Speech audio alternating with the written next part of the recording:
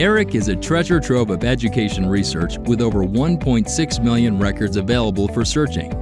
ERIC's digital repository, website, and its array of search tools are sponsored by the U.S. Department of Education's Institute of Education Sciences.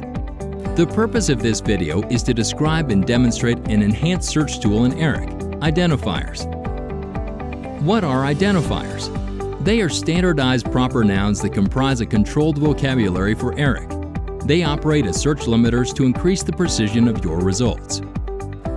Identifiers have been part of ERIC since its beginning in 1966. They were streamlined, standardized, and added to ERIC's display of search limiters in 2016. These changes made identifiers more useful for searchers. Today, there are about 1,200 identifiers in 3 categories: laws, policies and programs, assessments and surveys, and location. Major education-related laws, policies, and programs are covered in the first category of identifiers. The second category includes assessments and surveys at the state, national, and international level, as well as attitude measures, diagnostic tests, and psychological assessments. The third category, location, lists continents, countries, U.S. states, major U.S. and foreign cities, and U.S. territories.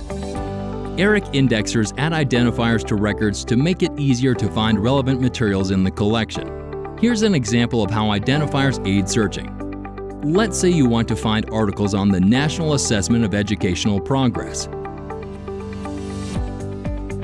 An identifier will allow you to filter your search results to see all articles that discuss this assessment, regardless of whether the author uses the formal name or a variant like NAEP or the Nation's Report Card.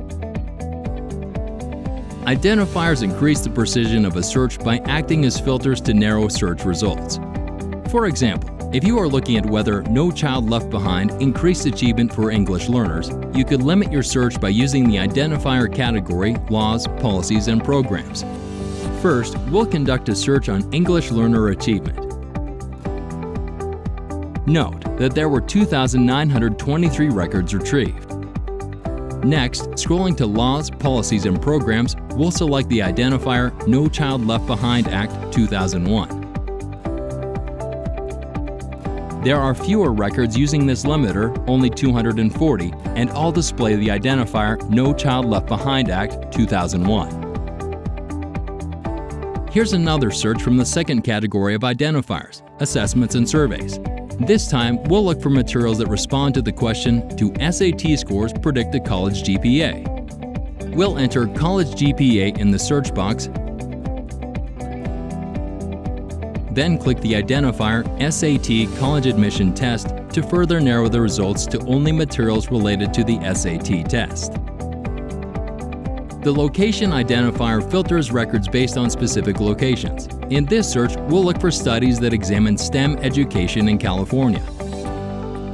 Start the search by entering the phrase STEM education in the search box. To narrow the results to California, scroll to the location identifiers and select California.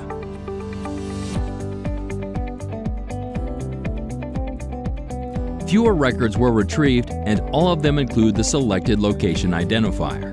You can open one of the records and see the selected identifier. You can use identifiers in combination with any other ERIC limiters in your searches. For example, to find only peer-reviewed materials on STEM education in California, check the Peer Review limiter beneath the search box. Run your search on STEM education,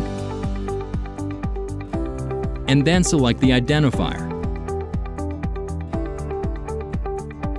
This further limits the results on STEM education to only peer-reviewed materials tagged with the identifier California.